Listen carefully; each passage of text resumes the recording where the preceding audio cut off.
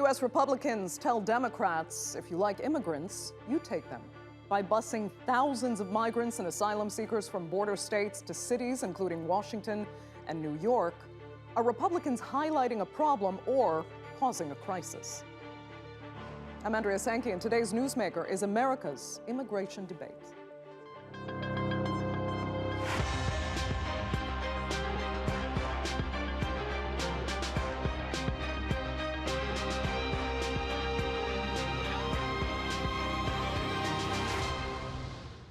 Well, the number of undocumented migrants crossing the U.S.-Mexico border has steadily increased under the Biden administration, with more than 1.8 million just this year alone. Needless to say, some Americans don't like it. In one poll, a majority called it an invasion at their southern border. With midterm elections now just a few months away, Republicans are trying to capitalize on that sentiment, and some states have taken rather dramatic steps to do so, sending buses and planes full of undocumented migrants to cities run by Democrats, often without warning. And it's caused a national outcry. Here's more now from Ahad Al-Fadli.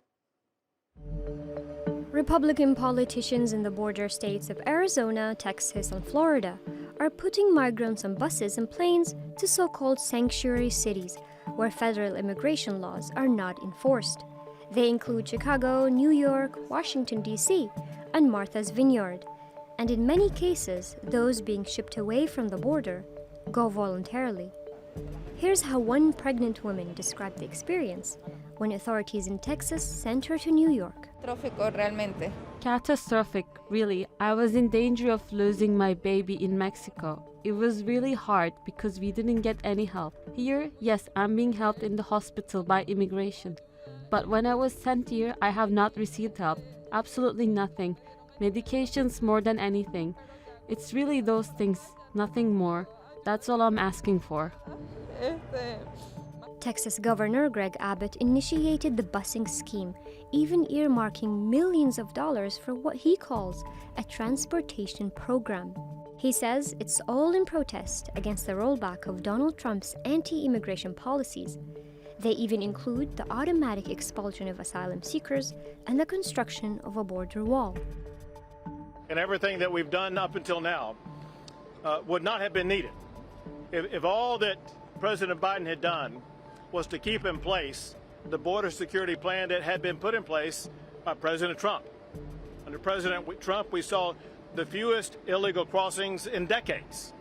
Under President Biden, we see all-time record highs. It's time for President Biden to reinstate the strategies that were put in place by President Trump that proved so effective. The tactic has also been effective at causing what Democratic politicians call a humanitarian crisis. The mayor of Washington, D.C., where more than 9,000 migrants have been sent this year, says the nation's capital is ill-prepared to provide accommodation and declared a public health emergency. Also, her appeals for help from the National Guard were rejected by the Pentagon. Meanwhile, the mayor of Chicago has lashed out at Governor Abbott for turning poor people into political pawns. Governor Abbott has confirmed what unfortunately many of us had already known, that he is a man without any morals, humanity, or shame. Instead of treating these individuals with respect that they deserve, the due process that our laws require, Governor Abbott chose instead to inhumanely load them onto buses, send them on a more than 12-hour journey across a country that they don't know, and to drop them off without any regard for what the next steps are. For many Republicans, those next steps center on taking back the Congress after November's midterm elections, regardless of whether they're seen as weaponizing America's immigration problems for political gains. Ahad Fadli, The Newsmakers. So is this a game of politics, forcing innocent people to suffer, or a fair redistribution of responsibility to deal with a mass immigration problem? Well, joining me now to debate that are from Gainesville, Florida, journalist and host of Perspectiva USA, Dania Alexandrino. In Boca Raton, Florida, is Jose Aristimuno. He is the former Deputy National Press Secretary for the Democratic Party. And from Washington, D.C. is Alexandra Williams. She is a senior attorney at the immigration law firm Murray Osorio. Thanks all so much for being with us. Dania, I'd like to start with you and just have you kind of state your case here as to why you believe the current immigration policy is a mistake and just needs to be reversed. I mean, there is no policy. We have open borders. People are coming in like, you know, as if you had your doors open and you're just letting in all the neighbors' friends and all the neighbors' kids. That's basically what's happening at our southern border. There's no control. There's just chaos. People are coming in since the beginning of fiscal year, okay, which started in October of 2021. We've had over 2 million people come into the country illegally. Those are just the ones that the country has been able to actually detect and detain and then process and release. That does not include those that came in and that were not actually caught by Border Patrol. This is not a policy. This is just chaos. And so whoever thinks that this is humanitarian is out of their mind. Okay, is busing thousands of people then to other states and cities, you know, with often little or no warning, is that fair? Well, is it fair to keep our borders open and let the border mayors and the border governors deal with that chaos? These cities are cities that have often said and sold themselves as sanctuary cities, the cities that welcome immigrants. Well, how about they put the actual call to action? Why don't they actually call themselves and implement their sanctuary city policies as they constantly say they are? I mean, they're just hypocritical. They only sell themselves as sanctuary cities when the president in the White House is of the opposing party. That's just what it comes down to. This merely comes down to politics. Democrats really never care about immigrants. They only care about immigrants when they can capitalize with immigrants politically. That's what it comes down to. Okay, Jose, is the Biden administration just getting it wrong? Look, I think both sides of the political aisle are always going to point fingers. I'm more interested in how do we find an actual solution. You saw former President Trump try to build a wall. Didn't work. He didn't build it. He built part of the wall, but that didn't work. They didn't, the money. Let me finish. I'll let you spoke. Whatever, Jose. Okay, let Jose finish quickly because there's a little audio trouble as well. Jose, go ahead. The loudest is not the smartest one. Remember that. But look, let me just finish and whatever, say this. Jose. Oh, so now you're calling me dumb. Now you're calling me dumb. Very nice, Jose. Typical. Hold on, Dania. Let Jose finish because we can't hear both of you at the same time. The sound cuts out. Go on, Jose. President Trump tried to build a wall, did not work. He said that Mexico was going to pay for it. Mexico did not pay for it. You see now President Biden negotiating diplomatically with Lopez Obrador and actually agreed. Lopez Obrador has agreed to give the border billions of dollars. That is actual real leadership. I agree there is a crisis at the border that we need to fix, but we actually need to come together. The president's budget right now today, President Biden's budget today has hundreds of millions of dollars for the border. Republicans are not interested in passing it because they know that actually will help the situation. Because again, they're interested in playing political games. We do not want to play political games. We actually want to fix the immigration issue at hand. But if we continue to point fingers at each other, nothing's ever gonna get done. Okay, let me turn to Alexandra quickly. I mean, as an attorney in this field, we know this is a problem, actually, the world over. Every developed country really is facing it. Is there a formula that actually works, or at least works better, that does respect human rights in a better way? And also, is this busing and sending immigrants via airplanes into other cities, is that legal? Is it fair? I'm sorry, you cut out a little bit. I didn't get the last part of your question. Just about the busing policy, if that's even legal or fair. Fair, definitely not.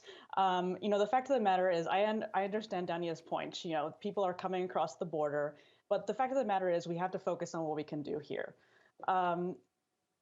Abbott has spent over $12 million of taxpayer funds in busing people to these sanctuary cities, and they're looking for solutions to help these people. So he needs to, you know, probably talk to his own folks about what they're actually spending the money on.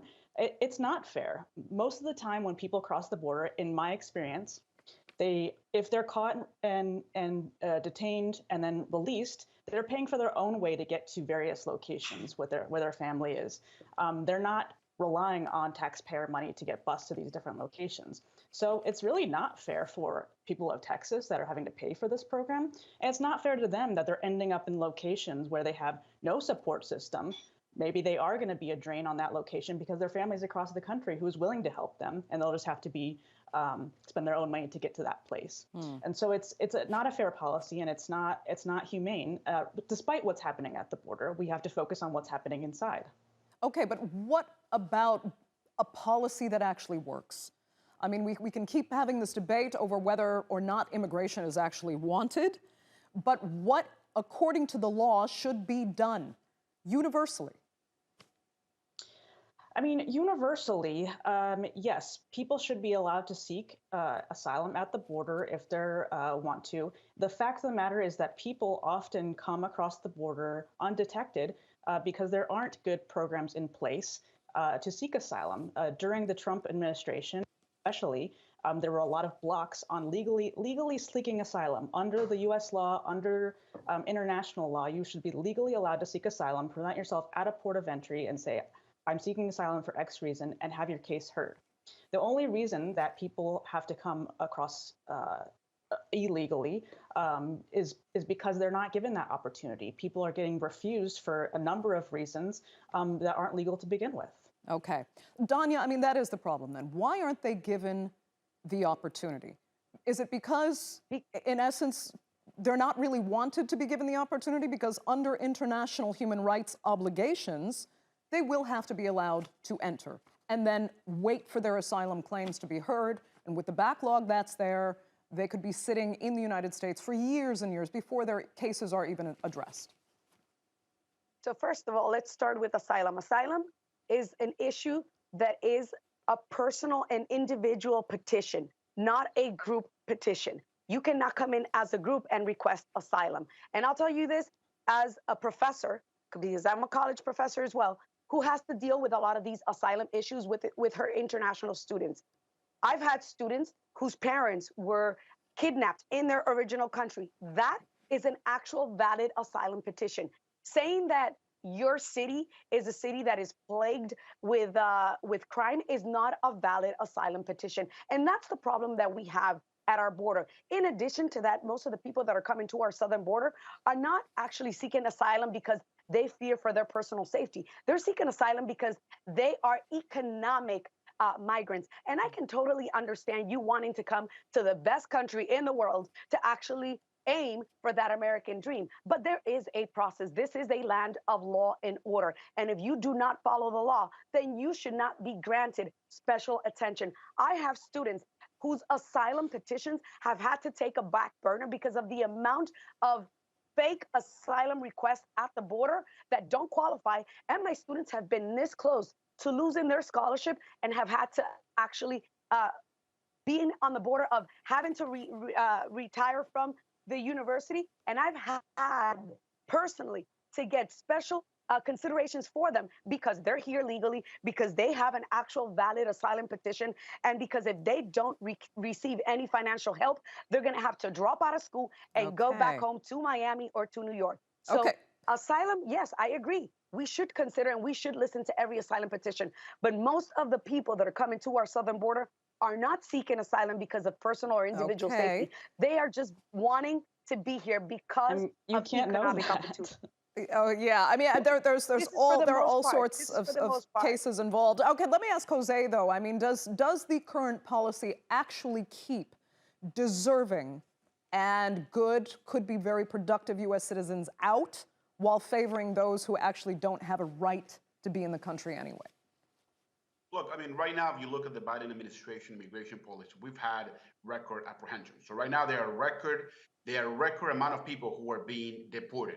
You know, I know Republicans like to say for political gain that we like open borders. You look at the Obama administration, Obama was called the deporter in chief. So Democrats have no problem in enforcing the law. I'm the first person that says that if you're a criminal in this country and you're undocumented, we will find you and you will get deported. Let me be very clear.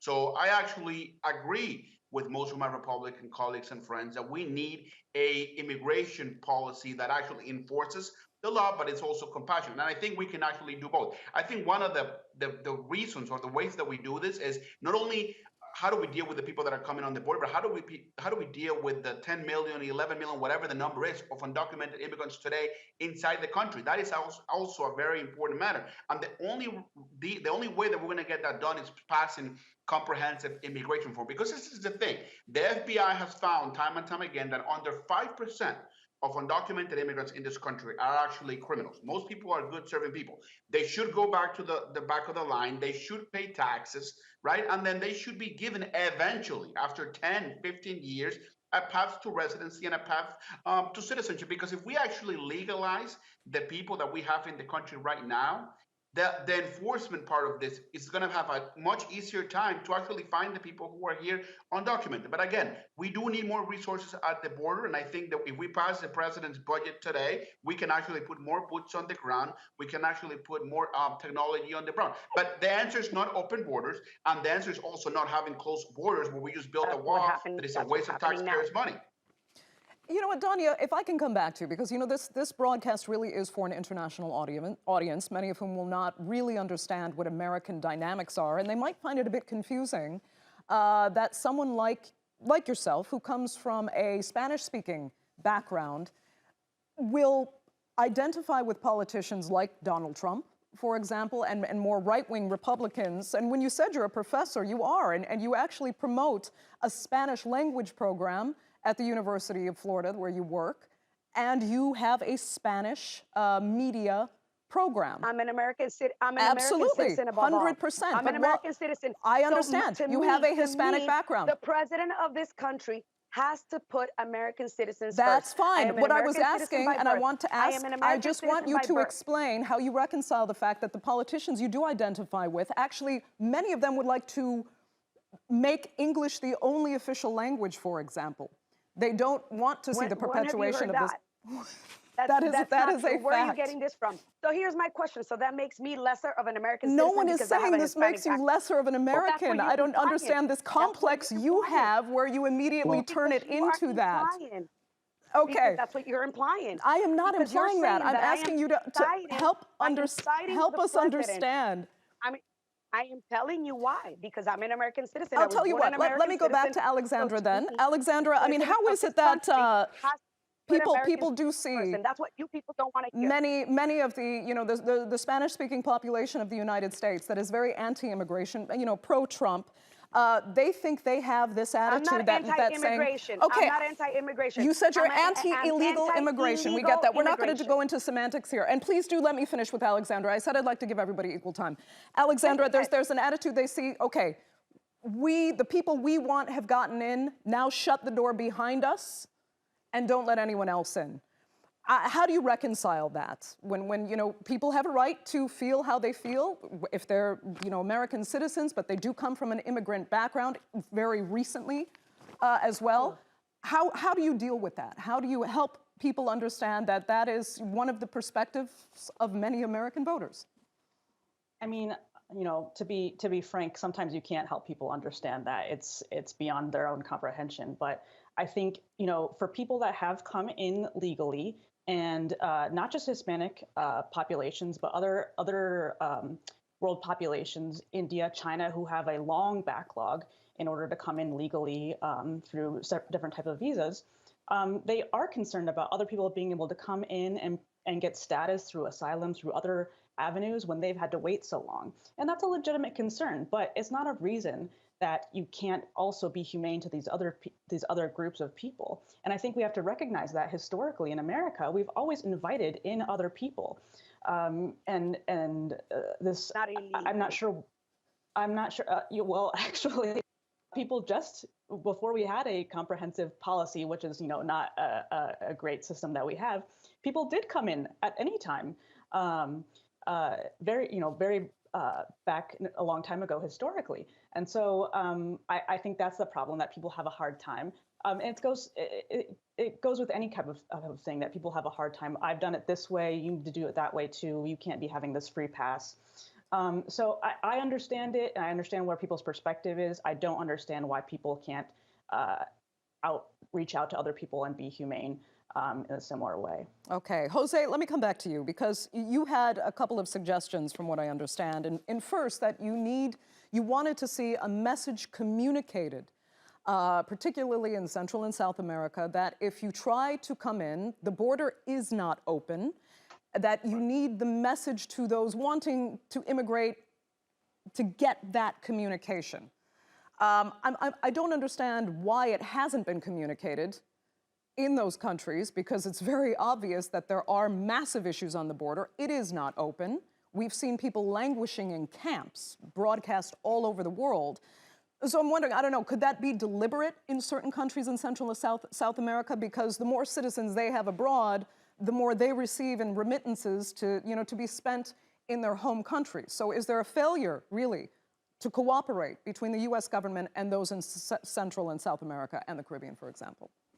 Sure. Look, it's a great question, but at the end of the day, people want to believe what they want to believe, right? So I think when you have the coyotes and the smugglers tell these people, you're going to be fine, you're going to be safe, you're going to be able to get in, no problem, those people are going to want to believe, they're going to believe just that, right? So they rather believe the smuggler and the trafficker than the Vice President of the United States, Kamala Harris, that went to Central America, that went to El Salvador and told people in person that you will not be allowed to come in, most likely. And look, we have to come to the realization, and I agree with Dania in this, is that a majority of asylum cases are not going to get approved. Less than 10% of asylum cases get approved. I do think that maybe we need to actually categorize this a little bit different. I think we need to have asylum, but we also maybe need to have some sort of economic sort of relief for people who want to come for economic reasons. But the cause of the problem, the root of the problem, is in Central America. So if we want to fix this, we actually need to help El Salvador. We need to help Guatemala.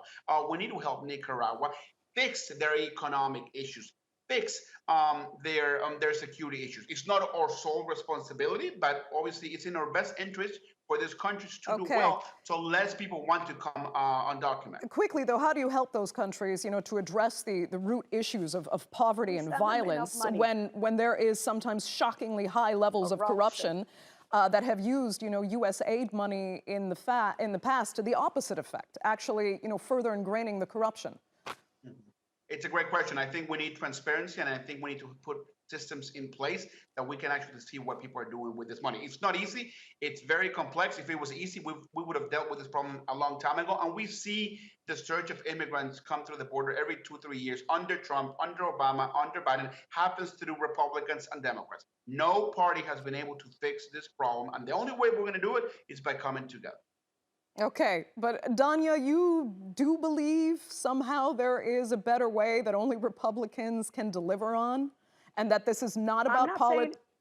Okay, go ahead. I'm not saying that only Republicans. I agree with Jose that we need to come together. But the problem is Democrats have used Hispanics and immigrants as political pawns every single election cycle. They don't really care about Hispanics and immigrants. They only care about Hispanics and immigrants when they can capitalize on them politically. Jose, one example. In 2018, during the midterm elections, Nancy Pelosi promised the DACA recipients that they would get a pathway to citizenship. The day after, Democrats won the majority in the House.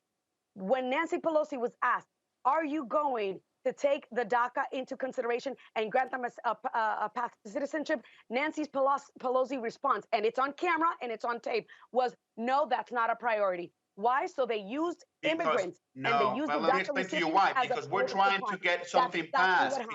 Because we knew you guys would not allow it. Don't promise. So then don't promise. Don't promise something you cannot deliver, Jose. It happens every election cycle. No, hold on. Let me finish because I let you finish. Dania, 15 seconds to finish, please, and then let's, Every political cycle, it happens. And then I do agree with you that we do need to come together and create a pathway to citizenship for those who have been here for a long time, that have been productive in society. But you cannot deal with the 10, 11 million that are in here illegally when you have a broken border and you have continuous. We can do both at the same time, Dania. We can walk and chew gum at the same time. Okay, Dania, let Jose quickly reply. Jose, go ahead. In 2010, under President Obama, we put a comprehensive immigration reform package, passed, signed in the Senate. The House was controlled by Republicans at the time. It got blocked. Okay, so the first day of the Biden administration, just now, we put together a comprehensive immigration bill on the table. Republicans denied it. So historically, Republicans. That's why Luis Gutierrez was protesting at the White House, right? I'll let you finish. I'll let you finish. We need to get something done. We need to come together. Unfortunately, the current extreme Republican Party in DC does not want to do anything of that. They say that Latinos come from horrible countries, horrible places. They say that Latinos are criminal. It is very hard to work with the current. It is very hard to work with the current Republican Party. Stop lying. The anti-Latino. Latinos have a majority. Okay, I'll tell you what. I'm going to have to interrupt it there and apologize to Alexandra right. because we won't have time to give you a final word. Unfortunately, we're over time, actually, for this edition of The Newsmakers. I'd like to thank all three of my panelists so much for being with us. Our viewers, of course, for tuning in as well. Remember to follow us on Twitter and do be sure to subscribe to our YouTube channel. I'm Andrea Sankey. We'll see you next time.